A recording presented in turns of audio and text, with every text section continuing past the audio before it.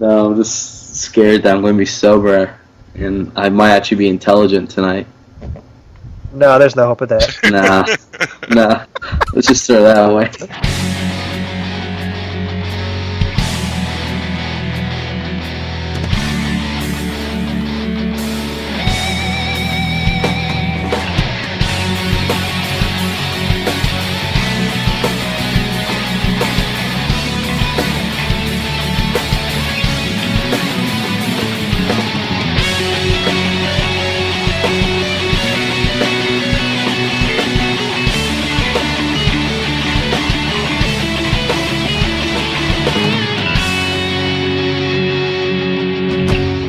What episode are we? 4? 4. Glad you know, Tony. I'm on it. Here for something. Alright, episode 4 of the Perfectly Sane Show. I'm Chris. I'm here with Tony. How you guys doing? Jeff. Good evening. And the R.U.S.E fan has returned. I guess they're not playing tonight, right, Fozzie? Maybe. I don't know. This podcast is too important. Okay. Alright, so, so some games came out this week. Ooh. Bunch of stuff, but I don't know if any of us are playing any of the new stuff. So, Tony, why don't you tell us what you've been up to with your Wii adventure? Tony. I finally finished, well, not finally, but I finished New Super Mario Bros. Wii. Took me 7 hours, 26 minutes. Got a exact count. So, I don't know. I found it to be pretty easy, to be honest. It wasn't... Like, I've heard some horror stories about it being really hard, but I finished... I had 71 lives left when I finished, so... You also found Super Mario Galaxy 2 to be pretty easy, though, right? Yeah, I did. I don't know. Maybe I'm just a Mario savant. I don't know. I'm beginning to think that. It was good, though. I mean, I liked it more the farther I got into the game. There were some more... the levels became more interesting to me. Although I still feel like they harken back a lot to the earlier games. They just used the technology more to, animate some of the stuff that goes on better so that you can see what's going on. I don't know, it was a lot of fun. The final battle with Bowser was interesting. It was sort of classic and then turned it on its head, which was kind of nice. I won't spoil it for people who haven't played it. Fair enough. But it was a good time. I can see why people buy the game. I mean, it's a good game. I'm not sure that I would have spent full price for it because it's just so similar to the other games that have already come out. Like, I've had that experience before. I don't want to pay full price to have it again. But I'm glad I rented it. It was a good ride. Okay. So you wouldn't pay $50 for it, but it's do you think it's worth more than like just a WiiWare release? Yeah, it's probably better than a WiiWare release. I definitely think there's a lot more play there than you would get from your average WiiWare game. Like it took me a little over 7 hours to finish it, and I didn't do the secret world. I'm sure there's a lot of stuff that I missed secrets-wise, although I did manage to play through... I didn't use the cannons to skip any of the worlds, so I played through every world. I did. Weakling! Of course, that's also probably why I ended up with so many lives. You play through the levels. Like, I was getting that's like true. 2 or 3 extra lives per level. Nice. So. Yep. Yeah, they're pretty trigger happy with the 1-ups. Like, I get like 5 ups every now and then. I'm like, dear God, what's going on here? But, yeah. Yeah, some of that stuff made it really easy. The little 1-up houses where you shoot through the cannon, through the balloons. Oh, God, yeah. There's one for like 3 You could get a good like 6 or 9 in some of those. Sure. Depending upon how you line it up. And if you finished any of the levels with the little helicopter suit, that was an automatic 1-up. So I love the helicopter suit. Yeah, the helicopter suit actually helped me get through the final level where Bowser's chasing you. Yeah, I can see that part being really hard if you don't have it. There's not a whole lot of room for error.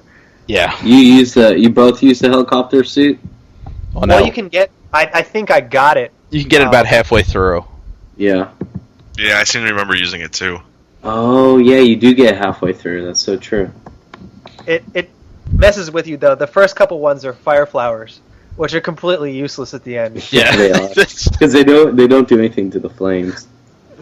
Anything else, Tony? I also played another Wii game. I played Call of Duty Reflex, the Modern Warfare game. Did not like it. I think had I a larger TV that was farther away from me, it might have been more entertaining. But I found the controls to be really, really awkward. It has the in the Xbox and PS3 versions, when you look down the sight, you lock to the enemy. Right. You can do that in the Wii version, but then it automatically resights to wherever the pointer is pointing. So when you look down the sight, you're going to miss because the aim is going to jigger back to where you were aiming originally. So I kept trying to shoot people, but every time I looked down the sight and it locked on, I missed. You can't change that? Like it won't auto aim on an enemy. It auto aims, but then it instantly And it goes to your cursor. moves right back. So it made it impossible to actually shoot anyone. So I made it through the first level and then gave up because it was just too frustrating. It's not on rails, is it? It is not on rails. It is actually a full first-person shooter experience. I think it's the full game, isn't it? It's like the full... Yeah, it is. It is the entire Call of Duty campaign. Oh, okay. How's it look? I mean, it looks it looks PS2-ish.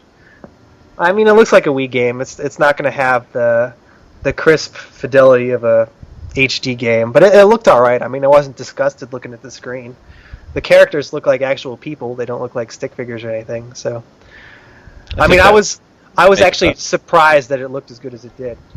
To be honest, I would play a first-person shooter where they were stick people. So it would be stylized, maybe you're in Pencil World or something like that. Could be fun. If you did it well, it could be fun. Yeah. Yes. And I also played the R.U.S.E demo.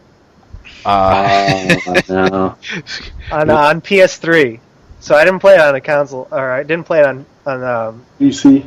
PC. I played it on a console. And how's it work? The controls were interesting. There's no pointer, so you're basically just moving your little outline over your various units. You can cycle through them, which is probably better than having the controller try to simulate a cursor. So that was good. The story seemed kind of awful. The voice acting was bad. I wasn't drawn into that at all. And then the game was just really slow. For whatever reason, it was the most slow-moving RTS game I had ever played in my entire life. It was taking a good minute for units to move a little bit, and I was just disgusted by how goddamn slow it was. This is far too slow for my taste. I cannot play this. If you've played Halo Wars, I mean, you know that an RTS in RTS fashion can succeed on a console, and this just, for some reason, felt that by making it so slow that the controls would be easy and you could actually use the controller to do it. But dude, I don't know. Maybe it's different on the console, but I love the R.U.S.E beta. I don't know. Did you play with anyone though? Because what happened was I played with C-Dots a shit ton. And me and him would get on all the time, and we'd play, and we'd have a blast. You played the PC version? Yeah, I played the beta when it was out, a couple months ago. Right. So I'm kind of disappointed to hear that, because if there's any title I was looking for, because the Move really does not have many good titles out there. At launch, at least, it's kind of weak. You basically have Wii Sports HD. And then this game, and then maybe a couple others. But, this game kind of looked cool. I was kind of hoping it'd come out like Kinect, and then it'd be totally Minority Report where you can touch the screen and everything. That'd be so sick. But, I was kind of hoping it'd be a little better. So maybe it will work out with the Move. But For the PC though, I thought it was a lot of fun. I thought that it brought in. I think the best part was the what was it? The Iris Vision or something like that. It's basically like how it just goes from a top view of a map, and then you can scroll down seamlessly, like onto your tanks and everything. So I think the zooming in the game is really good. It's probably the best I've seen in an RTS game. Nice. Looks like I missed out by not playing the PC version. That's what it sounds like. Okay. So yeah, maybe there's a couple different things in the PC version, but I enjoyed myself a lot with it. So maybe I'll pick it up for the PC instead. Yeah, you got that new gaming PC. You could work that out. I still need to beat StarCraft, but that's for another day. Anything else, Tony? Oh, I also started and finished the single-player campaign to Killzone 2. Oh, really? Yeah, that was a lot of fun. If you played Halo, you played Call of Duty. Yeah, dude, it's good. Experienced what's there before, but I mean, it's good. It's probably the first single-player campaign I played with a first-person shooter on the PS3. So the controls took a little getting used to, but I mean, once I made it through the first couple levels, it was like, I don't know, like normal. So, yeah, it was fun. Go ahead, Ozzy. All right. I was just going to say, I think that the story was actually not too bad. The main guy, or the main villain, is played by Brian Cox, who some of you guys might know, and I think that he was very strong in that role. I really just like the whole aspect of the Helgon and the Helghast, and how like you are kind of going into their world and invading them, and it's kind of. You can kind of see where he's coming from when he's trying to lead his people. But if you played through the first game, it's the first game. The Helghast had attacked. I forget who you're. One of the colonies. Yeah, it attacked like a nearby colony or something. But I mean, he. I think that he played a very strong leader. And you know how the ending is. I'm not going to try and spoil it for everyone, but it has been out for like over a year. But I hate Rico. I can't believe you even compare me to him. Screw that guy. Oh, I wish he would have died, man. I mean, but unfortunately, he lives to see another day. Probably for the third one, he's going to have a big part. So that just makes me sad inside. But yeah, for the most part, I really enjoyed the second one. I don't think it was like a Halo killer like they said it would be, but Killzone 3, it kind of did what like Assassin's Creed 2 did. It had the same basic elements of the first one, or I guess this would be the second one, but the little details that it fixed makes the game so much more playable. Like I think in Killzone 2, you have to hold down L2 while you're crouched the whole time, and there's no way to fix that. But they changed that up. They changed up how you zoom in. I mean, it makes the game play so much better. So if you enjoyed Killzone 2, you're really going to like Killzone 3, I promise. So yeah. Did you get to play any of the multiplayer, Tony? I have not yet. I guess I have to, right? Because it's free, right? Yeah. Right. It's I don't know how their community is doing at this point. 'Cause that Killzone 2 and Resistance 2 released within like a 4-month window of each other, so they kind of cannibalized each other's audiences. So I don't know how Killzone 2 is doing with audience, like with the community at this point, but they had some interesting takes on like multiplayer. There's these different game types that you would find in like a Halo or a Call of Duty, like Capture the Flag or VIP or just like regular deathmatch, but instead of it just being separate, they were all bunched in together in one game mode, and they would rotate on a 5-minute basis. So you were still playing the same game, and like each round was like a different game mode.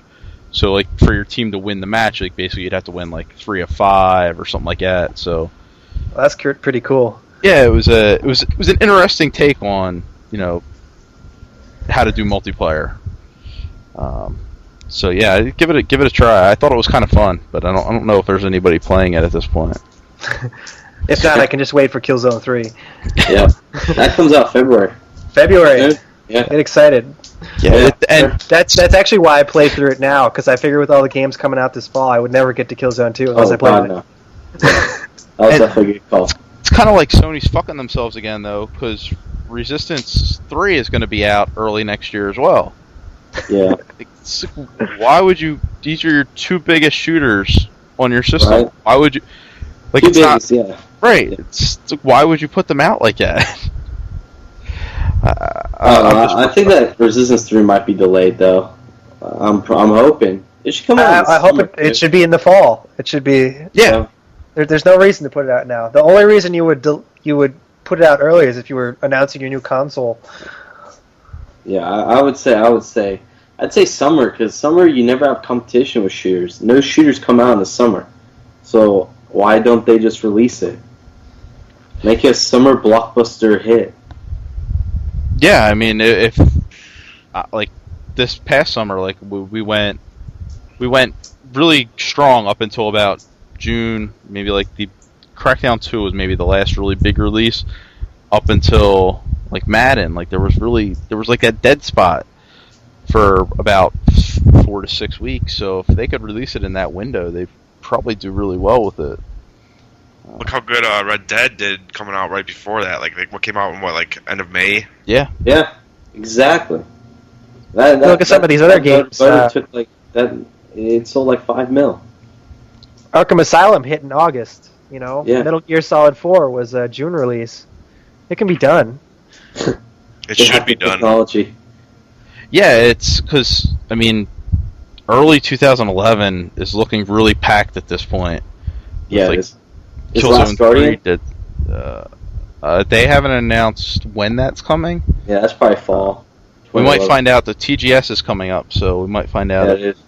like that's going to be coming out soon. Sony's got some issues with the way they've released their titles, so I don't know.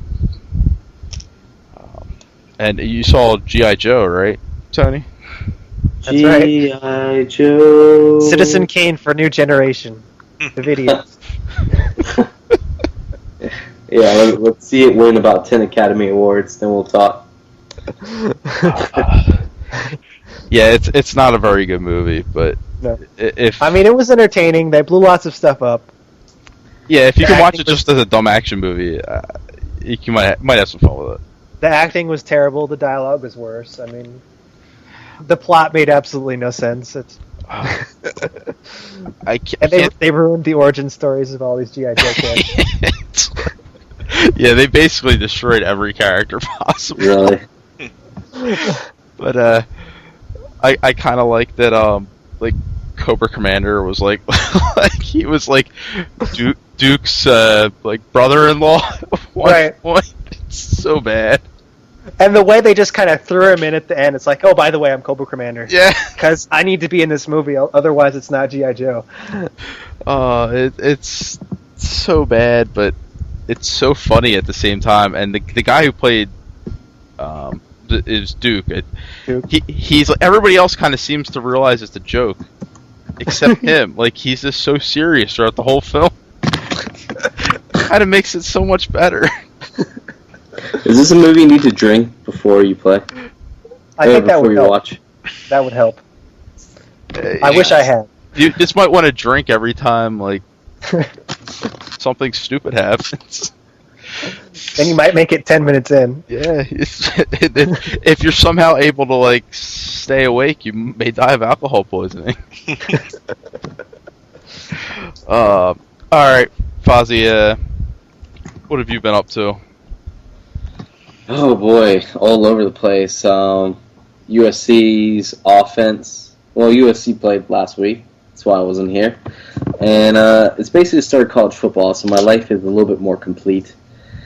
In terms of the season, though, it seems like I'm going to become a full-blown alcoholic because USC's offense looked great, but their defense, seriously, it looked like a high school JV game. Like I've never seen people run it on 3rd and 24 and make a first down. It was embarrassing, dude. Like I don't know if we had linebackers there or if they decided maybe to just try and hook up with Aaron Andrews or something on the sidelines. But I mean, it's just it was terrible. Thank God our freaking offense looked orgasmic. So, I mean, it's definitely going to be like one of those seasons where I have no idea how any game is going to go. It could go either way, really. So, Damn, yeah, you tore Hawaii a new one. It was it was amazing.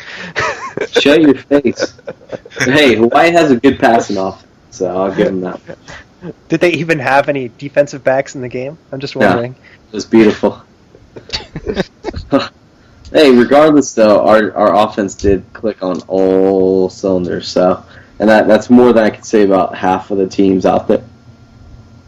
Fucking Yeah, you looked a lot better than Florida. dude, Florida looked terrible. Freaking Oklahoma almost got beat by Utah State. Not even Utah, but Utah State. Is that even Division One? I don't know. You But, should be all excited about Jacksonville State, though. I know, beating Ole Miss. Even though Jacksonville State's from North Carolina, it's not from Florida. Oh, really?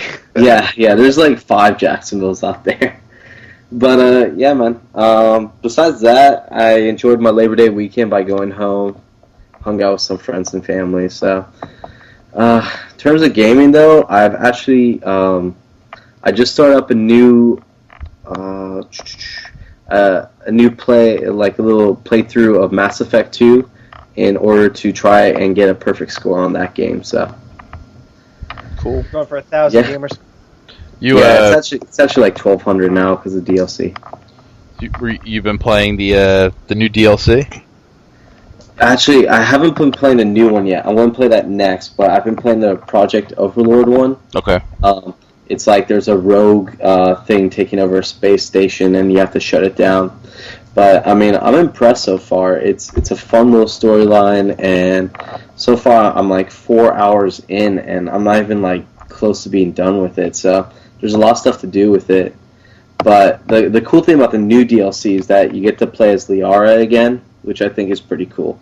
Or you get her as a teammate. So Nice. yeah, she's from the first one, but she wasn't playable in the main missions of Mass Effect 2. Now, is she only playable in the DLC, or can you pull her back into the main game? That's a good question. Maybe. I don't know. Maybe she's just there for that DLC because it's kind of all about the Shadow Broker and whatnot. So maybe she's like, I'm going to come on this one mission with you, and that's it. And then you guys make love. But I'm sure that's for later on. Maybe it's a setup to bring her back as a team member. And they'll bring her, Ashley Williams back. They'll bring back. I hope they bring back Rex. That would be awesome. I mean, I like Grunt and all, but Rex was my favorite freaking Krogan. I killed him off, so You did? I'm Rexless, yes. Oh, evil fuck. So yeah, that's what I've been up to, man, the past few days. I have to go back and play through that because Miranda died in my playthrough. Oh, no. Yeah. Oh, you can't have that. That was very depressing. That ass is like amazing. Holy shit. Yes, I agree. So Actually, everything about her is nearly perfect, so can't complain. but she was like genetically Yeah, created, right? Yeah. So giggity. I hope all women in the future are genetically created. Ew. Oh god. We're not gonna have any girl listeners after this episode, I'll tell you that much. Don't worry, you still have your dog. Well, like, what is the DLC like on Mass Effect? Like, is it like just like one little side mission, or is it longer, or like? Yeah, it's like a side mission, but it's a lot longer. You know, like in Mass Effect 2, where you have to do like the missions for each person. It's kind of like 3 of those combined. Like it's a good chunk. Like I'd say, how like much I said, are they? They're $5.60 MS points. So what's that, like $6, $8? I don't know. My conversion. something like that. Yeah. Is there like a bunch of That's them, or? $7. Yeah, no, they've released about 3 or 4 of them. So each one is good, dude. I'm telling you, they're definitely worth it. I can't wait to get into the next one. But for now, I'm going to just pump this one out before I get to the other ones. That's what she said. Yeah, doggy. All right, Jeff. What have you been up to? Just finishing up stuff from last week, like Metroid. I'm at the end of that. I beat last night. I beat Dead Rising Case Zero, which is totally awesome. I recommend everyone buy that. It's only And I don't know if you $5, guys remember. right? Yeah, I don't know if you guys remember. I said like, oh no, I'm not gonna get it or whatever. But yeah, it's $5 and it's good, man. It's a good little like mini Dead Rising, you know. Now, like, would that, like, if you weren't really interested in Dead Rising 2, would that be enough to maybe push you towards spending $60 on it? Maybe not if I had played Dead Rising 1 and didn't like it, I guess. But like, if I just didn't know anything about the series and tried it out, definitely. Like, Okay. it's a very cool little. If you like Dead Rising, you're gonna love it. Like, I've replayed it. I'm going my third time now. Like, I beat it on my second playthrough, and on the third time, I'm just going for achievements. Nice. But yeah, it's awesome. It has a very cool ending to it too. For the Case Zero one. Yeah. You can level up to what, like level 5 and transfer that over? Yep, and like you could, Gotcha. there's I think like 8 or 9 different combo weapons you can make in the game, and you get combo cards for that. You could carry those over too. Nice. So, what was, like, the coolest thing you made? You know what? I didn't make that too many like interesting things. Like the spiked bat, the bat with the nails in it is very effective and like very useful. And plus, it's readily available. It's like at your starting point, like your safe house. Okay. Like, so every time you like go back there, there's another bat instead of nails for you. But Nice. I'm forgetting some of the stuff. You know, I did the drill bucket. Probably one of the cooler ones you actually get when I don't want to say too much, but like there's a pitchfork with a shotgun. You like stick the pitchfork into the zombie, lift them up, and then shoot them with the shotgun. That sounds like it could That's be awesome, dude. Do you get all the weapons in like the whole map of the second one, or what? How does that work?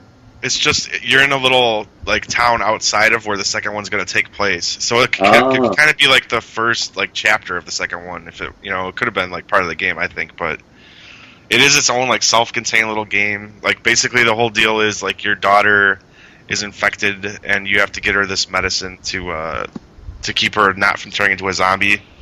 You have like a certain amount of time to do that, but also you guys gotta like get out of the town before the military arrives.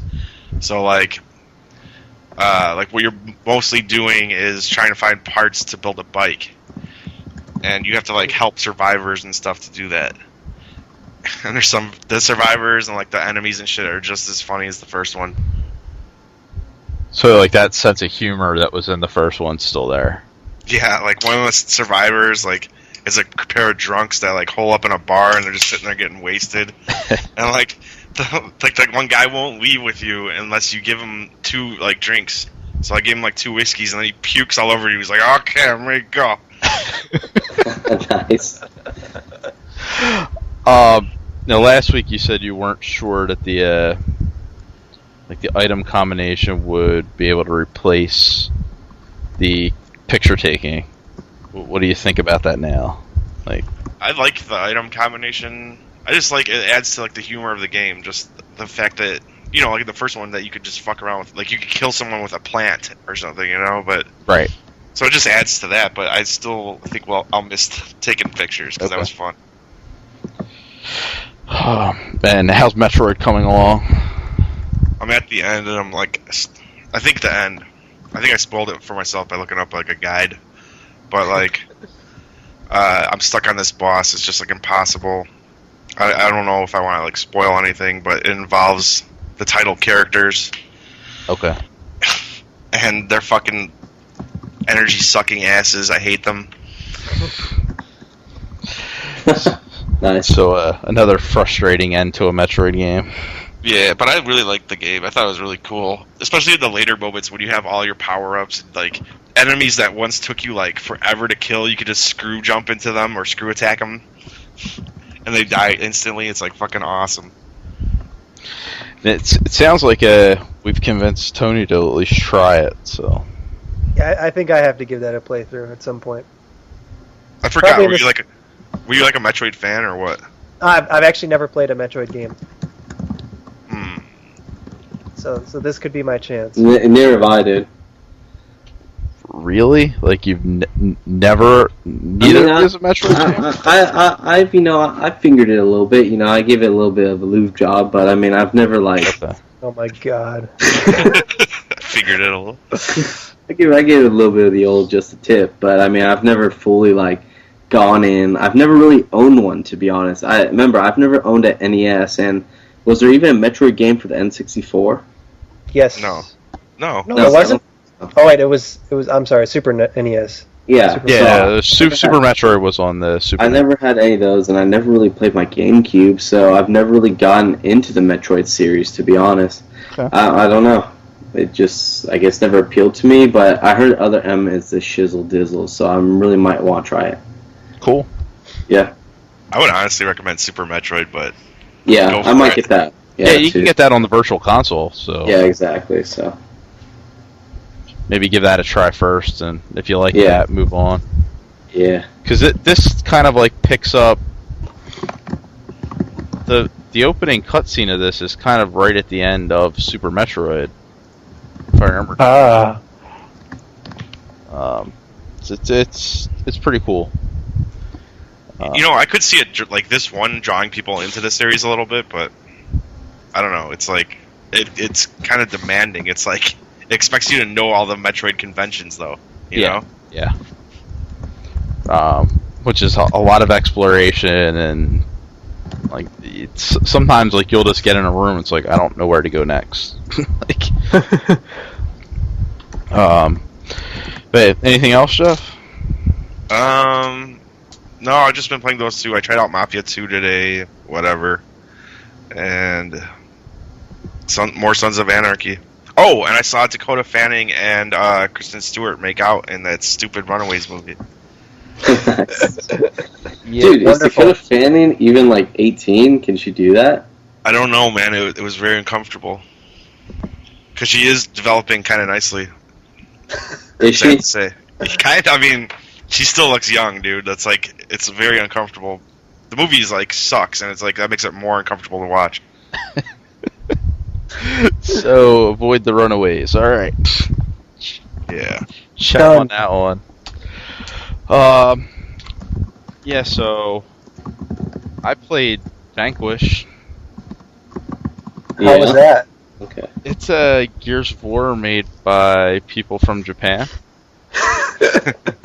Sold. I mean, it's really some of the comments I heard when the demo came out last week or maybe the week before was that it's like Gears of War mixed with Devil May Cry. I didn't really get the Devil May Cry type feel to it, but there's a definite Japanese feel. Like it is a cover-based shooter.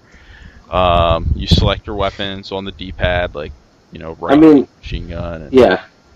I don't really understand the concept. Like, I guess he's supposed to be American. yeah, it's like you're fight. There's some Russians like that. Mhm. The demo just kind of throws you out there, though. Like there's no context for what the hell you're doing. No, you're an ex-football player that blew his knees out, yet you're doing like a 200-yard fucking knee slide, like slow motion, guns are blazing. Like, okay, I guess this makes sense. It's in Japan. Exactly. Freaking pedo bears from there, so everything makes sense. So I mean, I don't know. It's just it's nuts. Like it's what you expect from them. It's flashy, it's fun, but to me, it seems like a rental because once you have that one playthrough, I don't think you have any sort of reason to go back to it. So I mean, it's probably gonna be a great game, but I don't see why I'd want to. I think it'll be fun. Like I enjoy that type of. I enjoy like the cover-based shooting, but unlike in Gears where there's like the enemies just seem like they fit, like the conflicts they seem like they match up with in this. Like they're throwing enemies at you, except they go down very quickly. Like it's not like. Like when you're in a standoff with the Locust in Gears, like you need to jump up a little bit, take a couple shots, get down, and then like you just keep playing that back and forth game of like cover, out of cover. In this, it's like basically like just take aim at their heads and shoot at them, and like they'll blow up because they're robot type things. So it didn't make a whole lot of sense to me. And then all of a sudden, you start fighting this giant mech. Yeah. Huge mech, and it's like very generic in the way you approach it. It's like shoot its legs. Oh, the legs are down now. Now shoot its core. Okay, you busted up the core. Oh, now it's changing again. It's in its second mode. Okay, shoot its legs.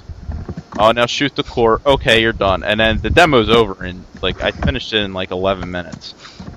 So, and it's not very long. Yeah, I probably took longer than I needed to because I was just kind of like screwing around. You could probably finish that level very quickly. It looks good. I mean, if you like Gears and you're looking for that, it's eye candy, dude. Yeah, for sure. If you're looking for that type of game this fall, it might be a game you want to pick up. But I mean, there's so many other good games that I just can't see putting this in front of like something else that's coming out that I already want. Makes sense. But yeah, I mean, it looks like it'll be fun. So there's that. And then I've been playing NHL 11. Of course. Yeah, it's how are the Flyers? Are they? I haven't even started. Like the way it starts out, it puts you in this tutorial right away. There are some new features in it, which aren't talked about in a certain website's review. And so they kind of just walk you right through how to do these things, and basically before you can move on, like you have to like kind of at least get it done once. It's like win a face-off, like doing this, win a face-off doing that. Like the last one, the one I had the most trouble with was knock the player off the puck and then gain control of it, and then it like gets you in, you're in the menu. But I just decided to go right from there into the Be a Pro mode where you kind of create your own character and you start out. So yeah, I've been playing with like my character. And, I don't know if you guys ever played like the NCAA series for football where you start out in like the high school championship tournament. Right. Well, this puts you in like the junior, like the championship tournament for junior hockey. But they're real teams instead of like you just create your own high school. Like these are like there's like the real teams that are in junior hockey. They licensed all of them. They licensed the players. Holy shit! So there's a ton of content here. Nice. And that the review on IGN said that the game seemed slower, and I heard that complaint from a couple other people who played the demo. I don't get that sense playing the game. It's if you have a fast player, he moves fast. There's no turbo button. It's like the players they skate the way they should skate, and the game feels like it moves the way it should. So it's really good. I'll be putting more time into it, but we'll see how the Flyers go. I'll let you guys know if they're extra special slow this year or not. But right now it seems like everything is top shape. So. Yeah, my friend is a huge Bruins fan, so he fucking hates the Flyers, dude. He's not a fan. It's all right. Lots of people hate the Flyers. Like yeah, that's what I hear. I hear that you guys are pretty dirty as fans. We're not dirty. We're not. I mean, Philadelphia is a pretty dirty city in general, so I won't dispute that the city in general is dirty.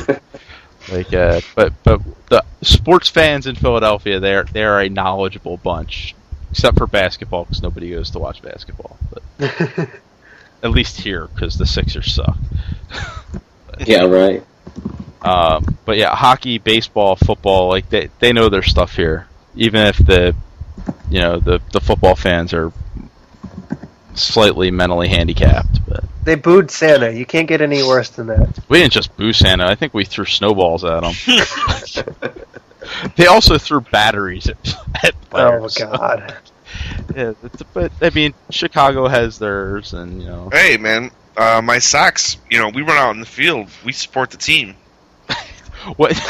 Our fans run out on the field too, but they just get tasered by our police department. So.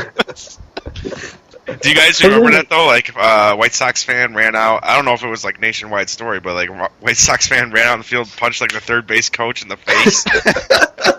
Are you serious? That's awesome. Oh, that's great. So, yeah, so I was playing that, and I saw Machette this past weekend. It's okay. It's a Robert Rodriguez movie. Yeah, starring so that's Danny Trejo. Just Yeah. Danny Trejo. I mean, I didn't like it as much as Planet Terror, which was the movie he did with Tarantino for Grindhouse. But it's fun. It's very like. There's definitely some political messaging from Rodriguez in the film about open borders and. Ooh, no boy, no. It's it's very overt too. So. Freaking liberals think they can put all their movie stuff in there. I mean, he can put whatever he wants in there, but it kind of like seems a little bit out of place in this movie where like you have this ex-Mexican like cop who's like gutting people and jumping like out of a window using the guy's intestines. Oh god. Well, I mean that's what you expect though from a Rodriguez film, right?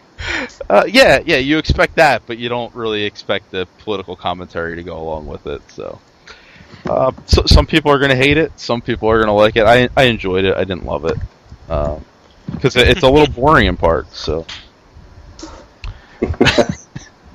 Nice. But yeah, I'll have a review of that up on Vagary at some point this week. I'm just lazy right now, so. You were like the Vagary fiend. Like, does anyone else do reviews for that site? So, well, Ryan asked me to post the movie reviews over there, so. No, I'm saying go you. Maybe I should get in on that. So, probably no one wants to hear what I have to review. That's true. Alright. You guys want to take a break or want to jump into some news? All right. I could do some beer You here. didn't answer a question. just like, alright. Hey, okay, let's do it. Break! Either one, go. alright.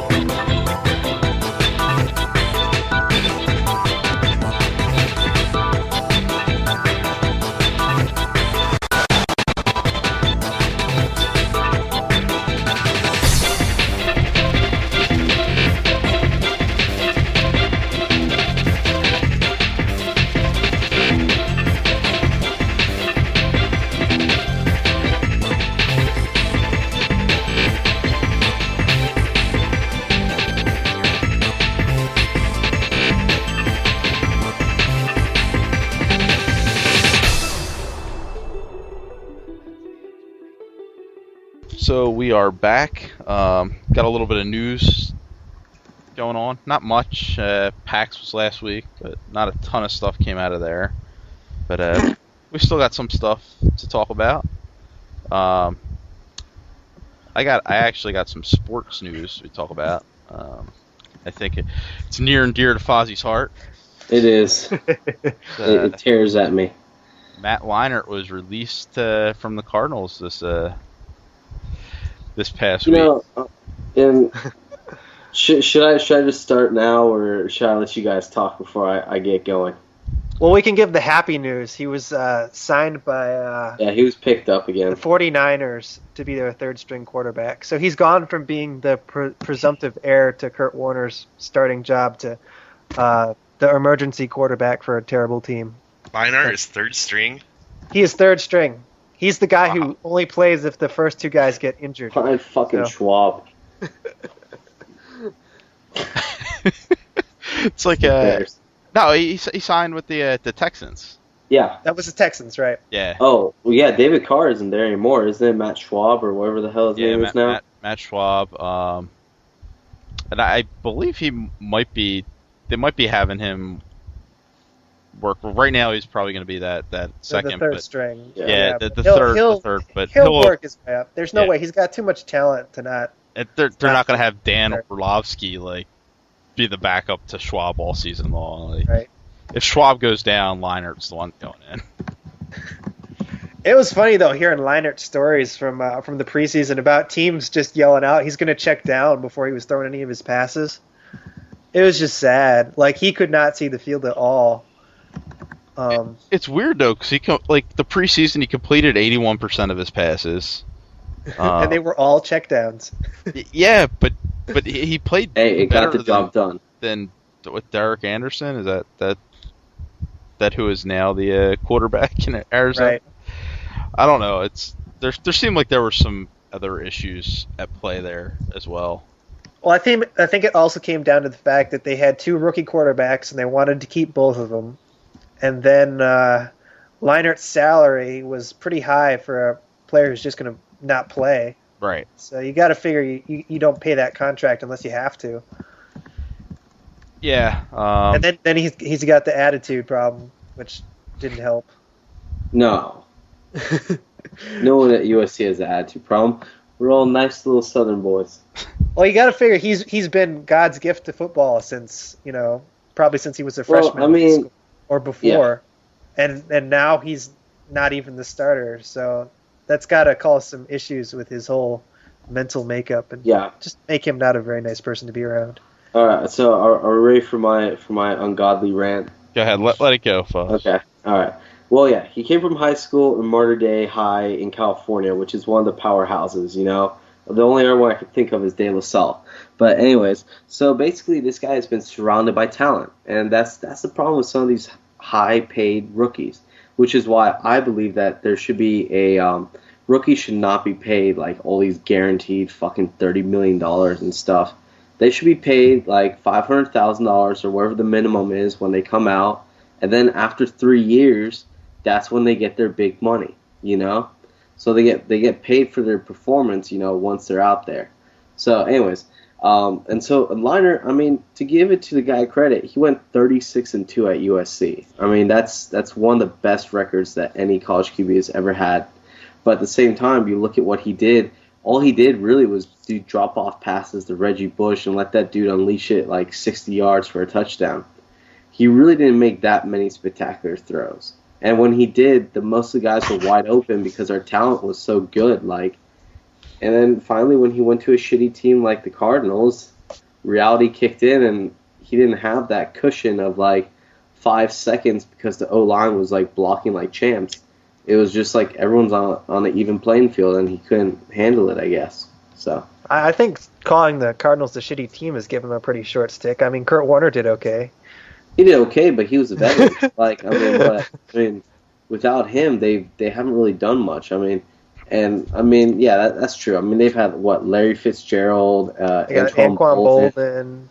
So it's not like the cupboard was empty, but it wasn't like USC because USC from 03 to 06 or whatnot. They were getting 5-star recruits out the ass. Anyone that was in California was going to USC. There's no doubt about it. So, when you're playing with that level of competition and you don't really play SEC teams, you don't really see like that much. Like the Pac-10 back then was kind of shitty. Like they're not like they are now with Oregon starting to step it up. So, I mean, USC was kind of in a league of their own back in those days. So, I mean, I think that reality just kicked in once he was in the NFL and the playing level was kind of evenly matched. He, like you said, he checks down a lot. He's not very confident in his own throws. And his work attitude, to be honest, is pretty lazy. So, I mean, it's, it sucks, and I don't want to say that because Matt Leinart was one of the best players USC's ever had. But, some people just don't make it in the NFL. That's just how it is. College is completely different from the NFL. So, well, I think you sure there? You got it all? I could have kept going, but we'll leave it at that. All right, well, we got a little bit more USC news going on too. Yeah. Evidently, that guy that Leinart would toss the ball to all the time. Reggie Bush is going to have his Heisman Trophy taken away from him. That's a report. It's not official yet. It's not official, but well, I think the Heisman committee denied the report today. They said they hadn't finished making their decision yet. Yeah. But USC's already sent the trophy back. So. Yeah, we did. It's funny because our media guide, we used to have 7 Heisman trophies on it. Just like last week, we put 6 now. It kind of sucks because when you think about Reggie Bush did do a lot for us, but it's almost like we have to completely disown him. And I think what's even funnier is that, okay, we shun Reggie Bush so much, he's out of our system, but we still have O.J. Simpson's jersey up there. We still have his Heisman. We still have all his national championship stuff. So it's I guess he didn't get convicted for murder, but I mean, it's kind of the writings on the wall there. He's in jail now, anyways. Yeah, he's in jail now. That's right. He's done other things. It's not. It's not limited to one. Yeah, it's not just limited to one thing. Apparently, he's done bad. But I just think it's funny. Reggie Bush. I mean, he did do some fucked up things, but in the end, you're a college kid, and you're looking to get some more cash from a sketchy agent. I mean, that's just a business in college football these days. Any powerhouse program is corrupt. I don't care how squeaky clean you think you are. It's just a matter of time. It's just when will your program get caught? Because you do not have 5-star recruits and have agents coming out the ass to try and get them to come to your, to sign you and everything. So it's very sketchy in general. The NCAA is kind of just like a Nazi regime, and they just, I don't know. They're just trying to. I think it's a fair point. I mean, the NCAA likes to sit up on their high horse and talk about how this is all about, academics and scholarship and, putting athletes through. And then they just randomly crack down on these big programs every once in a while to remind them that we're out there, that, and it's not doing anything. Right, And they're not actually policing the sport. They're punishing just randomly tossing people. things out. They're punishing one university for what 20 are doing, but this just happens to be USC. It's the highest profile one, so we'll take them down a peg. Maybe it'll get the message out to the other ones, but I doubt it because the NCAA is not going to take the steps necessary to make it a more permanent solution to the problem. They're just going to arbitrarily bounce out every once in a while. I don't know, it's just the thing that pisses me off most is that these young kids that are finally wanting to, go to USC and everything, and they're getting completely punished. All these juniors and seniors that won't be able to go to a bowl game because of something that happened when they were in middle school. I mean, are you serious? I mean, there should be a time limit or something, I mean, well, let's be fair though. I mean, they've been at USC the whole time, taking the benefit of the system. It's not as if they're completely not culpable at all. They just don't happen to be culpable in this What's act. the Simpson? It was one rogue guy, Punish him. It's not one rogue guy, though. That's not true. Yeah, You just said it yourself. It's inherent in the system. They're taking Bush is basically, here's our big example. Okay, but yeah, Bush acted out on his own, and the only person that might have known about it was the running backs coach. So that is kind of sketchy in that aspect. And you're right. I mean, who knows? Maybe Pete Carroll knew about it the whole time, but you don't know that for sure. I mean, they're punishing people based on loose evidence. Like the evidence isn't even out there to like say that there is lack of institutional control. I think that they're like, well, I mean, they can't really complain. I mean, they had it coming, I guess, but here's the problem. Why is there no evidence out there? The evidence is not out there because the NCAA does not make an effort strong enough to collect that evidence. Do you even know the people? It's so obvious to see that these stars they're from dirt poor families. But you need evidence to prosecute them. I mean, look, do you even know these agents that were like hanging out with Reggie Bush? They are some of the sketchiest people ever. They've been to jail before and whatnot. Like, I don't know why he decided to associate with him, but I mean, punish Reggie Bush. I mean, good. Take away his Heisman. What we're talking about here is that this isn't just about what Reggie Bush did. This is a bigger problem than that. Reggie Bush is just one symptom of a huge, huge issue. What, and the UFC fact that they just happen to just in the NCAA in general. Oh, okay, sure. And I think to focus on the wrong part here is to just focus on Reggie Bush. Like if you're going to punish him, fine, but you have to punish everyone else as well. Yeah. And I think it's wrong to focus on Reggie Bush and say, you know what, Reggie Bush is a terrible person for doing what everybody else was doing. Yeah. No, he happened to get caught. I mean, they're starting to crack down a lot this season. I mean, the Georgia receiver who sold like some of his jerseys or something, he's suspended 4 or 5 games, and he's one of the best receivers in the college football. And then North Carolina has like 12 players. North Carolina is basically playing second string for the first 4 games. I mean, it's just, I don't know. Maybe, I mean, college players bring in so much money to the university. Maybe it's time we start paying them a little bit, Well, I think that's one of the big issues is that NCAA football, especially, is basically minor league NFL. I mean, at this point, that's what it is. It's a farm cream rises to the top. Yeah. And I mean, that's fine. I have no problem with that, but let's call it what it is, as opposed to pretending that there's some sort of higher academic purpose. Yeah, I don't know. It's just like, I wish that people would just play college football, and that is how it is, but in the end, people are still human.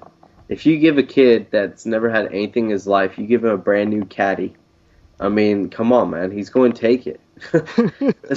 True. He's going. Dude, I went to FSU, and I remember I would see football players coming in these brand new fucking Cadillacs with 24-inch rims, and I'm like, there's no way you are working a job where you can pay for that and do full scholarship football. That is bullshit.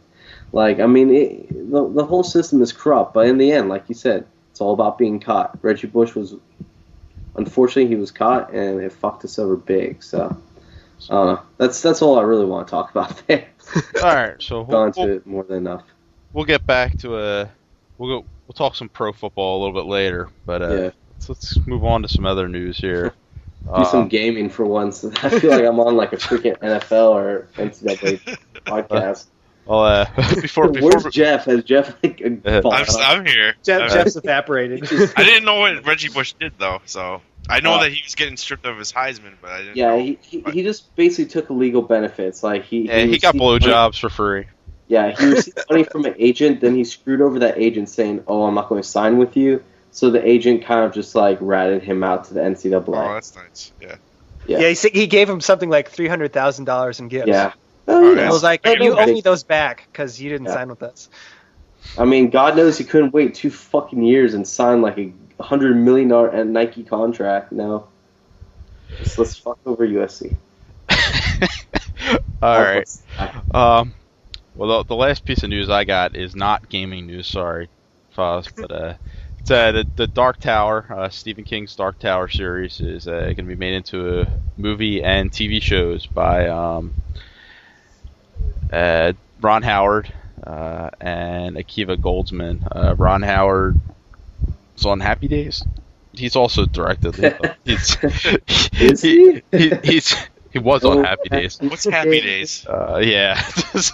What's Happy Back Days? when people named the Fonzie were cool and hip. The Fonzie. Sorry. Hip, like, He is. He's also an Academy Award-winning director, and he's good. He makes decent films. He makes some not so decent films as well, but So yeah, it's interesting though to see that coming out at this point. It won't be for a few years though. Do you know what network it's attached to? It was picked up by Universal Pictures and NBC Universal, so I guess NBC. That's kind of scary for me though, because it's a very adult series. It's like the Heroes version of Dark Tower. Yeah, it's like I'm kind of scared for this TV portion of it. The movies could turn out okay, but wait, it's movies and TV or what? Movies and TV. They're making a film trilogy and a TV series based on it. I don't exactly know how this all works out. They haven't figured it all out, and they haven't cast any. There's no casting yet. So it seems like it's going to be a weird project. I've always kind of hoped that like HBO or somebody like that would pick up the series because it kind of deserves more of an adult take. Something that like NBC can't give you, but like a lot of Stephen King's miniseries on TV are bad just because they're on networks. And it was like the 90s and shit. Like if you go back and watch it's pretty bad, dude. Yeah. Even like I could watch The Stand, but they're all just really sketchy, man. Yeah, it's like you almost kind of wish, like I kind of wish, like maybe AMC or HBO or Showtime or even Stars for that matter, like had picked this up as opposed to like it being on like NBC or ABC or like regular network television. But I'm interested in the movies. So, as we talked about before, I want to see The Talisman made into like a miniseries. Last I heard, HBO had it and they were gonna do it, but like for like a decade before that, Steven Spielberg had it for like TV and he did nothing with it. So, when we were talking before we came back to recording, I said that J.J. Abrams and Damon Lindelof, who they produced Lost, created and produced Lost. They actually had the rights to this for a while. King actually sold it to them for like pocket change, and I guess the rights have reverted back to King, and now he sold it on to Howard and Goldsman. They've been talking about making this series into something for quite some time, so it's quite possible that nothing ever comes of this. Yeah, so that's out there, and it's a pretty big name, Ron Howard being attached to it. So, all right, Tony, what do you got? Got some gaming news. Yeah. Some interesting stuff going on. One of my favorite stories of the week. Apparently, Jonathan Blow, he's the lead designer of Braid. He has a new game coming out sometime next year called The Witness, and apparently it was at PAX this weekend. Except nobody knew. His brilliant viral marketing idea was to just have an unmarked computer and a chair sitting there with no one around it, and have people come and sit down and experience The Witness. Except no one did. I had no idea it was at PAX until PAX was over. I'm pretty sure no one else did either. Fozzie, both of us went to PAX East. Sure. If you saw just a computer and a chair, would you have touched it? No. Exactly. I would be like, get your German-infested virus away from me immediately. This was a stupid idea. It would be cool. If you've seen pictures too, it's like surrounded by all these other booths with like all these colors and all these people like standing around and attracting people. Right. And it's just this one like blank black computer. Now, what would have been cool is like if they had like some Secret Service guys buy it, and then people would have been curious. But a random computer there with no one like around it, that just sounds stupid. But like if they had some Secret Service, I'd just be like, "Whoa, what's going on over there?" And they'd be like, "Whoa, you can't touch that." And I'd be like, yeah, I will. And then I would try it out. Or you could have people like paid to come play it and like sit there and be loud about it, like, yeah, holy shit, Hey guys, check this out. This game's the shit. I feel like this happens a lot though. There's some really good games out there that don't get played because the people who make them have nothing to do with the marketing. They have no idea what they're doing. What you realize is, when you're walking around like the convention center, sometimes it's so depressing when you go like into like the back corners and there's like those one or two developers that they're probably like so desperate to get people to come like try out their games. I'm like, oh, I really want to try it, but it probably sucks. I can't think of the name. It was like Afrobot or something like that at PAX East. It was this terrible Wii. It's a WiiWare game. I don't even know if it's been released yet, but where you played as like this 70s disco dude with an afro, and you were a robot, and it was just terrible. And they were basically like pulling people in to like play it. Like I went and they were like, oh, do you want to play the game? Like, I actually have an appointment with you, but okay. And Sega had a booth like that at PAX East as well, where that was their own fault actually, but they had Bayonetta and Shadow of there was some RPG game that had just come out. Both games were already out at the time, and it was like, why do you even have a booth? Like, why did you pay to have a booth in here? And like the poor Sega dude's like, please come play our game.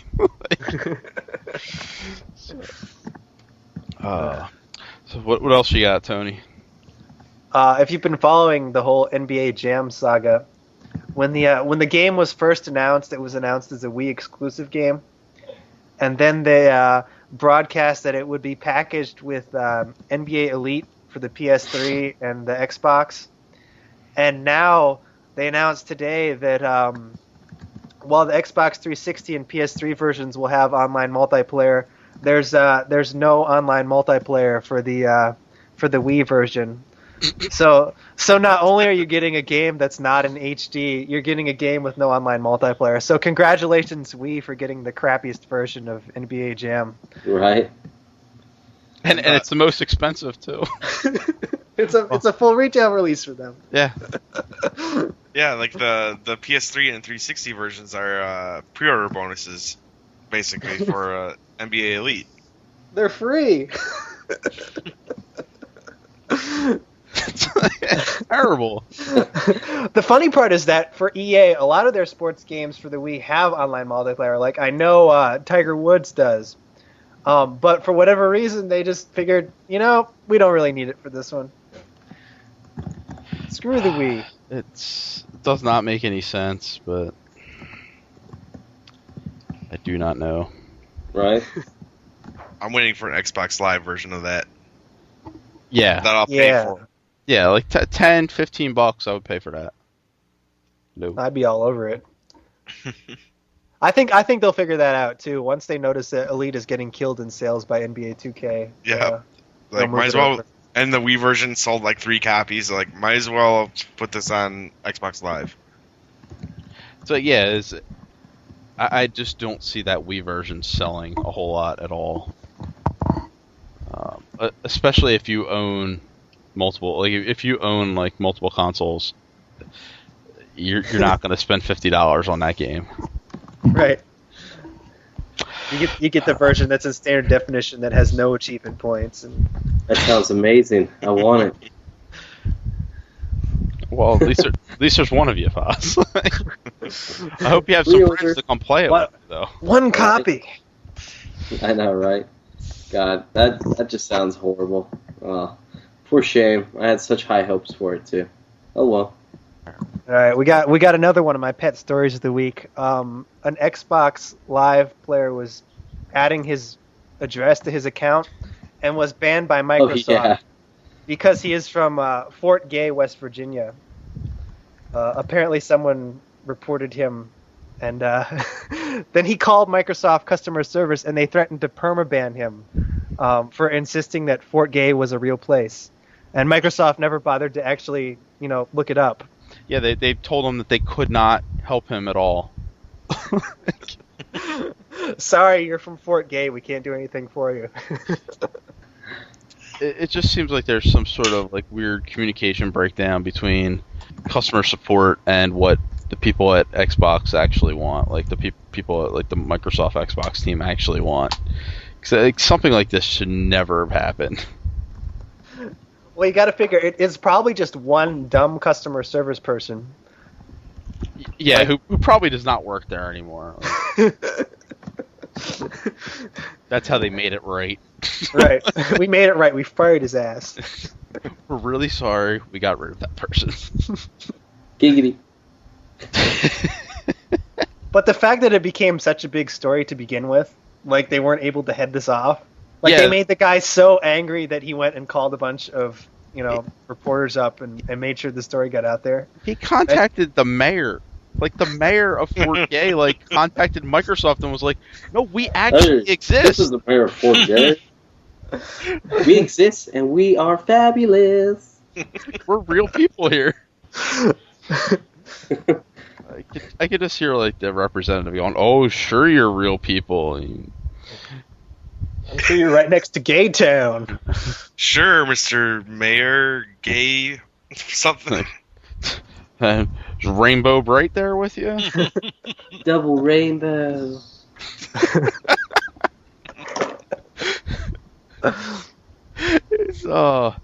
That's just tragic. That's what you get when you have your customer support though, not based here. So I don't know if that's true or not. You think it was some Filipino or somebody in India? Every time I've called, I've gotten somebody from India or somebody that was from India. Don't be racist, please. I'm not. I'm just saying. I got every time I call Microsoft support, it's somebody from India. Me too, except for the last time. I actually got someone, he sounded like he was from America. Yeah, I'm not saying that maybe the call center isn't here. Just saying that every time I call, I get some Indian guy. They're always very polite to me, though. They've never told me I don't exist. I got a dick once. He was telling me that he couldn't fix my red ring. He's like, no, we can't do that. I'm like, all right, I'm going to go online. And I just did it online. They sent me the box. That was it. So, no, we can't fix that. Okay, well. I know you can't. I'm not asking you to fix it. I just want your company to do it. Well, now they won't. Me and Tony next week won't have to worry about the red rings anymore. That's right. So Red Rocket. Because ours won't actually be able to do it. Because they removed that from the console. Because heaven forbid. No more red ring. See, I'm worried. I wonder what happens now with it. If it could still break down. Because I have a new one too. And your warranty's only 1 year now, so. Right. You don't get the red rings. Oh, it's only 1 year now? Oh, bastards. Yeah. Well, they run so less hot though now. I mean, they've improved it so much. The hardware is just so much better. You don't have to worry about it. They actually get very hot, but I think it's because the heat is actually escaping. Right. So it's probably they cool out the top now as opposed to one on the sides. I don't know. But yeah. Yeah, it's probably the PS3s get toasty down there. But yeah. But yeah, it's the insides seem fine on the PS3. So, well, what's your you have one more, right? I got one last piece of news. We have a player who has prestiged in Modern Warfare 2 5 times already. So he's going for a 6th time, but he's decided to do it without getting a single kill. So he's been working on, I don't know, shooting down drones and that kind of thing to get up there. He's past level 25. He thinks it might take him up to 2 months, but he's going for it. He's Mr. No Kills. That's his handle on PS3.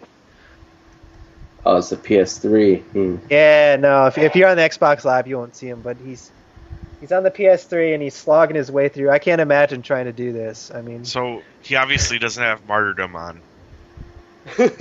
No.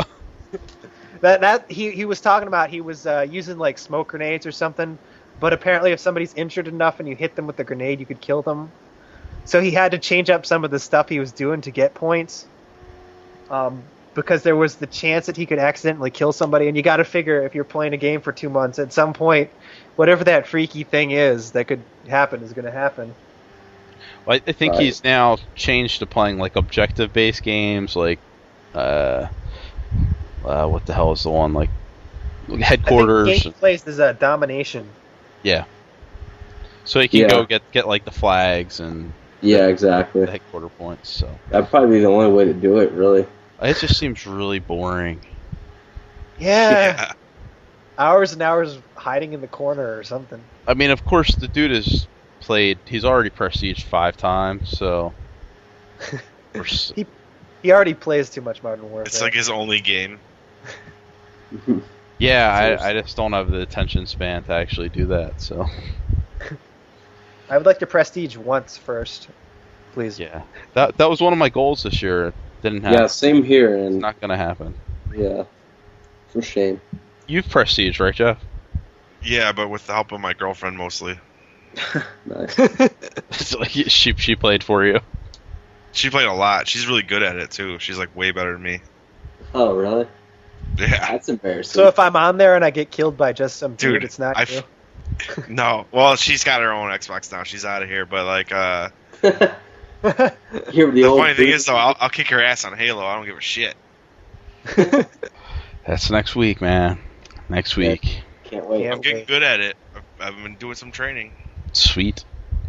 Not making any promises, but You should get a perfectly sane community game night for all our 10 listeners out there. Yeah. Well, I think I suggested to I don't know if it was Dubs or Ryan that we have verses or something. Yeah. We take them on. I'll whoop their ass. Teabag Radio's going down. You heard it here first. Yeah. So yeah, we'll be setting that up, and we'll put the video up for everyone to see, so you can share the files. So definitely be doing that.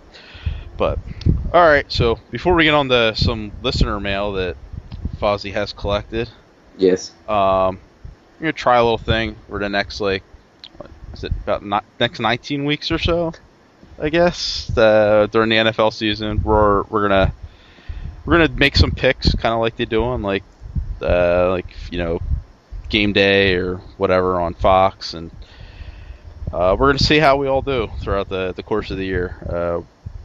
So we got 4 games. We all picked out a game. And let's just go through. So Tony, the game you picked out this week was the Bengals at the Pats. Bengals at Patriots. Yeah, got my boys playing. Who wants to start this one off? You guys go ahead. I chose this game, so I gotta go with my Patriots. They got a young team this year on defense, but I think they're gonna. I mean, any team with Tom Brady and Bill Belichick is gonna make some noise. Guy, he's such a douche. Yeah, and the Bengals have not looked good in preseason, so I'm going with my Pats. All right. Yeah, I got to go with the Patriots too. I don't know if they're gonna end up winning the division this year, but I think they're better than the Bengals at this point. So, what do you got there, Jeff? Yeah, that's easy. Pats. Okay. All right, Fozzie, what do you got?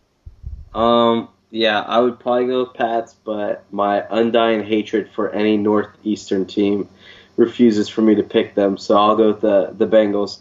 They might not be good on defense, but who knows? Maybe this crazy team of Chad Ochocinco and Terrell Owens will step it up and shit. So it's Ocho Cinco, my friend. Ocho Cinco. What'd I say? Ocho Cinco. Yeah, same thing. You should look it up on Wikipedia. I'll kill you. It's like I just still call him Chad Johnson, but Chad Johnson. All right. Yes. Game I picked out was Miami at Buffalo. This is kind of a softball for hopefully for most of you guys. I'm taking Miami because Buffalo is just a terrible team. So, what do you got, Tony? I got to go with Miami. I mean, I love Ronnie Brown. I love the Dolphins, whole thing they got going on there, and Buffalo is just god awful. So, They could be the worst team in the NFL this year. Yeah. That's And they're in the other 3 teams in their division are all amazingly good. So they're going to look awful. What division are they in? NFC North? No, they're in the AFC AFC East. So they're with the Patriots, the Jets, and the Dolphins. Oh yeah. Screwed. So Jeff, what do you got? I'm calling an upset here. No, I don't know. I say, yeah, sure, Miami. All right. I Foz. go with Miami too. Okay. Unlike the Buffalo, poor Dylan Weezer has to suffer with them. So I mean, unlike Buffalo, Miami's actually making steps towards the right direction. I think that they're really seriously 1 or 2 key players away from playoffs again. Where they didn't go playoffs last season, right? Not last year. They were 7-9, but they went the year before. But yeah, they're getting closer though. I think Chad Henne's becoming a pretty reliable QB, so I'll pick them. And they added Brandon Marshall in the offseason. Like he's have a underrated one, and yeah. So I'll go with Miami. all right. Jeff, your game's up. Oh, I got Detroit at Chicago, and I'm gonna bet against my hometown Bears because they're looking pretty bad lately. Like, All right. I don't know. And usually the last couple of years they usually start off the season with a couple losses, just to start off on the right note. I'm also going to take Detroit.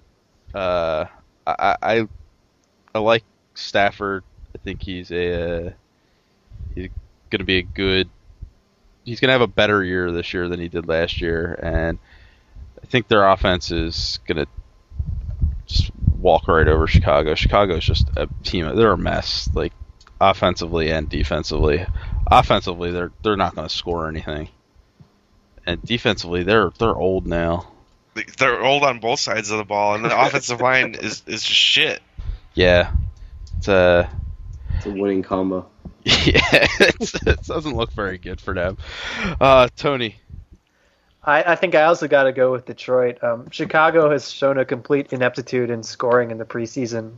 Like, they have the new Mike Martz offense, which could only be run by Kurt Warner. So it's been a failure everywhere else. So congratulations on having the worst offensive coordinator in football. I'm dreading this year. All right, Fozzie, what do you got? I got Detroit as well.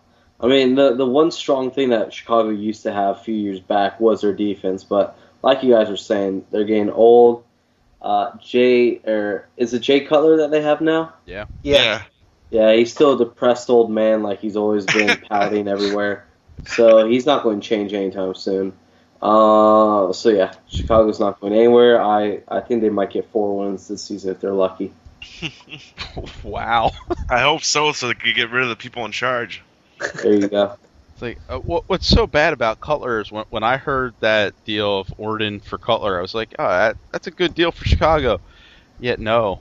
Chicago was excited for it, man. Oh, I actually haven't thought seen anything. Like, I don't see what's so good about him. Like, Grossman sucks too. I mean, you guys just switched out 2 shitty QBs, and that's about it. And Orton's actually like serviceable. Oh, Orton. Yeah, you're right. Sorry. Orton's a good backup, man. Yeah, he's not second string. Yeah, he is. He's a solid second stringer. Yeah, he's probably like the worst compliment you could ever give someone. I don't know. Orton went like 7-2 his rookie season. Like, he wins games. But he does it by like very safe plays. Like, he doesn't have a lot of different skills. That's like Sanchez won it for the Jets last season, dude. He didn't really win it. He just didn't lose it.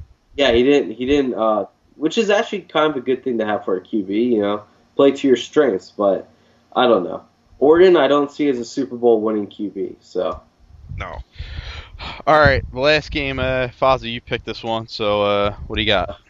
I was originally going to go with Ravens and Jets, but I decided to pick this one, which is a rematch of the NFC Championship game, and that would be the Saints and Vikings. And I'm going to go Saints all the way. Not because I want to hop on the bandwagon, but I just want to see, sweet, glorious Favre get knocked out and just see his precious season just crumble like a little idiot that he is.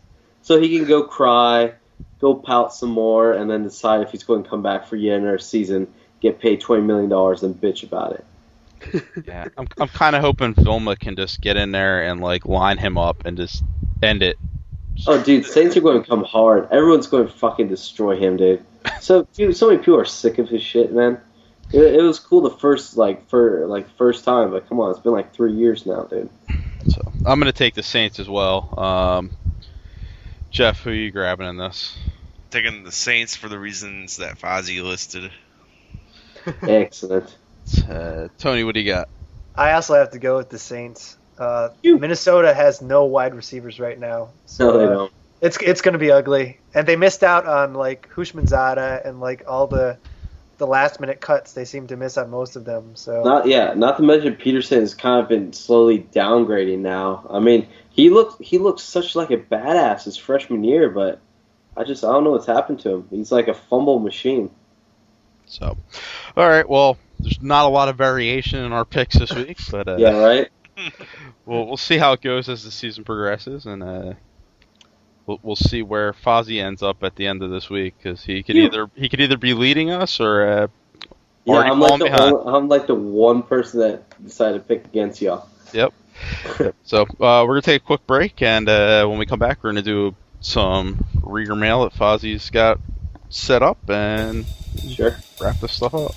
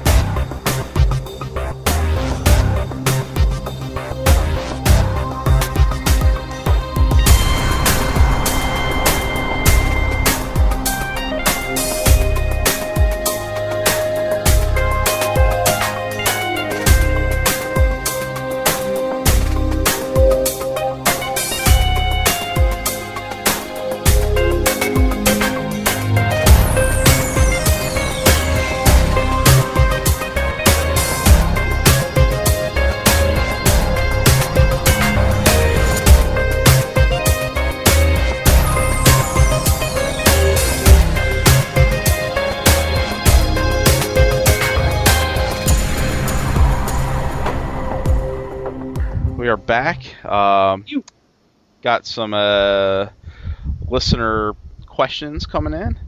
And Fozzie, why don't you handle it?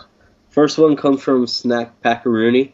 He asks, does anyone actually think the new Duke game will be anything but mess of a game? Train wreck material, right? And I think we're pretty much all in the same boat where, yes, this game is going to be god-awful. The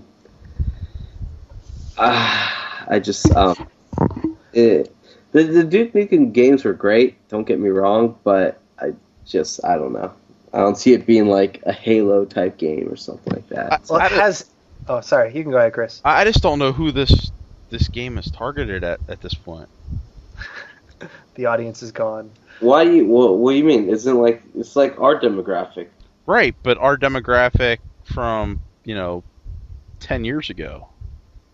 Like, yeah, but it's pulling on brand like recognition that doesn't exist. Yeah, it's hoping that we will still love this game as much as if it would have came out 10 years ago or if it came out today. I'm going to take the opposite vote and say I'm kind of interested to play it just because... You would be.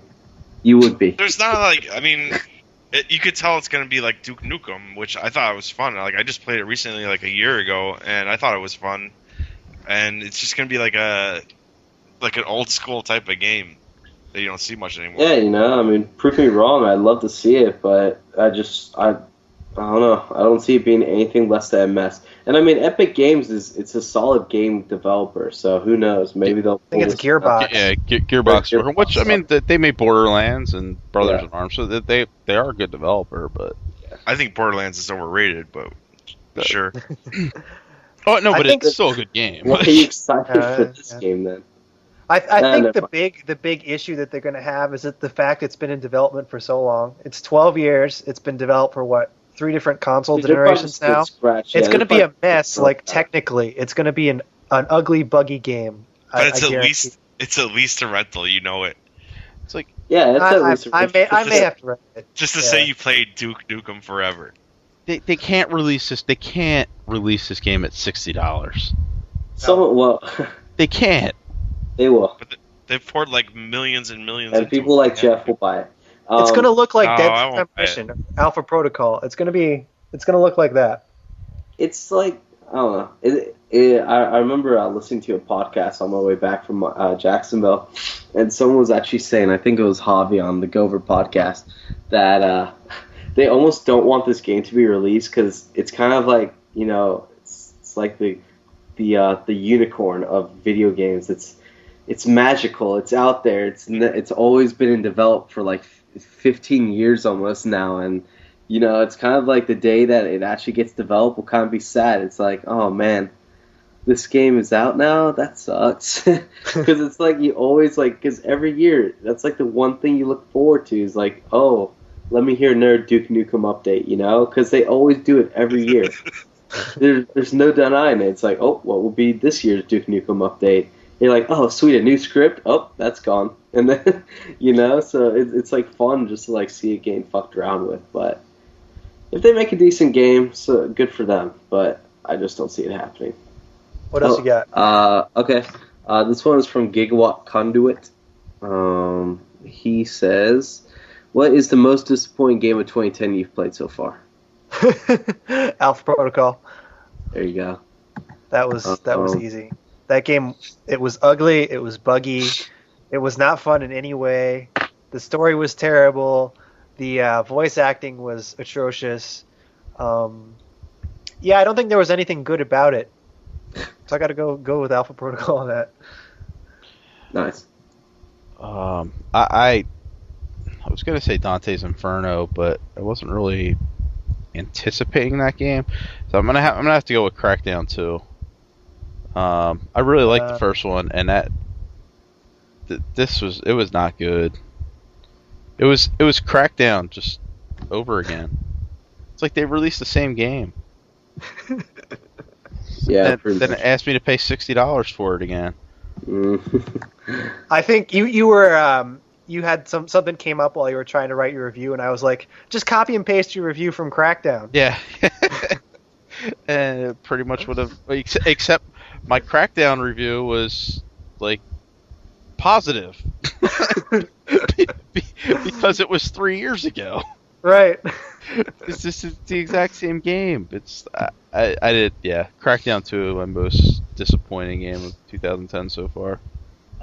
Jeff? Yeah, Jeff, you go ahead.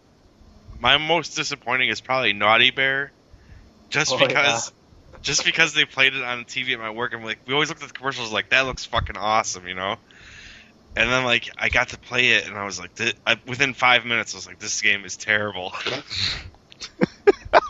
I didn't have too much hope invested in it, but you wanted it to be good because it seemed like it could be fun if they did it good. But it was a cool idea. That was a cool concept. But it was terrible. Fozzie? Dude, I don't know. I can't think of any off the top of my head, full retail games, but I did not like R.U.S.E factions. I was so excited. I love the R.U.S.E games. I'm a huge R.U.S.E type guy, and R.U.S.E faction was just god awful. It's the worst. I think it was the worst Xbox Live Arcade game I've ever played. So, I think that's probably the most disappointing for me, in terms of games and whatnot. I remember you trying to talk me into buying that too. Yeah, that's a good thing. I was like, I don't really want to, and then now I feel a lot better. Yeah. Well, you definitely got the bear part of that then. Wasn't there a cat faction though? Yeah, cat faction, but no dog faction. What the fuck? There were zombies, right? Though. Yeah, I think so. And none of it really made sense. So zombies make everything better. Yeah, they really do. Okay, I've got one more question. This is from our own passed out host of Teabag Radio, Mr. R.U.S.E. He says, hey guys, like the show, keep them coming. So aside from me being curious about what games have you been playing? StarCraft and Dragon Age. Right. Okay. Hey, what games have you been playing again? I wanted to ask if you had to choose from one of these games to play, and that's it for years on end, what game would it be and why? Any Halo game, Uncharted 2, Mass Effect 2, or Bone Town. Sincerely, Sober Dub. Well, I think I live Bone Town every day, right? So I Giggity. don't really need a game. What, you beat up Jesus every day? Is that what you're trying to say? All the time. Nice. He probably had it coming. Yeah, I would definitely go with Mass Effect 2. There's just so many playthroughs through it that you can never get bored, I think, so. Yeah, but if I'm gonna play a game for the rest of my life, I mean, Yeah. I want to have as wide a range of experiences as possible. And I mean, even though Mass Effect 2 is like 30 hours, and you can play through it in a different ways. Like eventually, you're gonna reach a point where it's gonna be the same over and over and over again. So And what I feel are you like picking? I got to go with Halo. Really? You got the single player campaign, which is awesome. You've got Okay. Firefight, which is also amazing, and then Yeah, the by online yourself? multiplayer. Yeah. Yeah, So- but you can play that by yourself, but then you can plug it into the back, and you can play online. So you could always play with other people. Yeah, I guess you never said that you're stuck on an island or something, so. Right. Alright, I'll give you that. Yeah, I got to go with Halo as well. I mean, there's just so much to do in that game. Like with Forge, you can create your own levels, and the only thing I wish that Halo would have is the ability to add bots. So Yeah, yes. I They're miss. doing that in Black Ops. Oh, really? Yes, they Oh, added that's bots interesting. here. I miss that from games. Yeah, Killzone 2 has that. Yeah. Unreal Tournament. I love playing Yeah. against the bots in that game. It was so much fun. And then when Yeah, you can play split screen and you can have like other enemies on there, so it's not. I love having 4 people over, but 4 people on some of these maps is not enough. Right. If you could populate it with like another 4 to 8 bots, that would be great. Foz, you want to explain the question to Jeff again? Yeah, basically, you have to play a game for years on end and you have to choose between a Halo game, Uncharted 2, Mass Effect 2, or Bone Town. What would you play? Probably Halo, if I get to play Yeah. multiplayer. Yeah, that's true. I never really thought about multiplayer stuff. Damn you guys. It's all right, So man. Fozzie's on his island and he's all bored, and we're having. I am. It's like he's on his 37th playthrough of Mass Effect. Got like a beard going. I'm like, God damn it. It's like then he just sees us logging on playing Halo, all 3 of us. I know. Right? Son of a bitch. Why are they always playing? God damn it! Hey, we should use you for a 4th for Firefight. Oh no, you don't have it. I changed my gamer tag to Fozzie's not here. Nice. So that's all the questions, Foz. Yeah, that's it, bud. All right, so well, thank you those that wrote in this week. Write in next week, ask us some questions. Next week, I think we're going to do an all Halo episode. So tell us your favorite Halo moments, how you like when you started playing Halo. Like send them in, we'll read them here on the air. And you know what? We'll if we get like 10 entries, pick out which one we think is the best and send you a copy of Deadly Premonition. Oh, yeah. All right. So Woohoo. you can do that through perfectly sane at vagary.tv. You can also follow us on Twitter, psane show. Check out vagary.tv. Follow us, all of us on Twitter. That's all in the show notes. You guys got anything else? Anything you want to pimp? No, I'm sir. pimp enough as it is.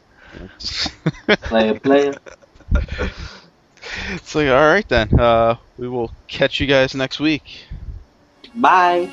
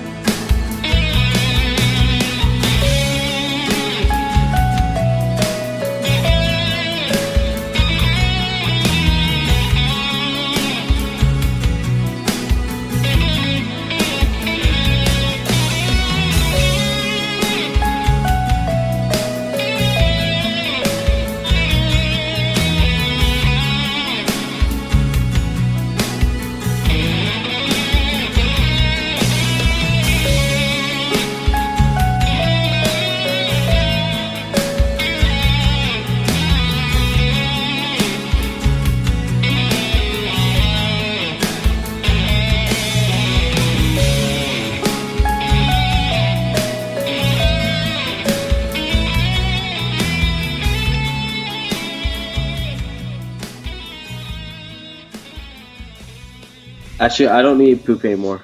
It went back in, so. Dude. I hope we can edit that out.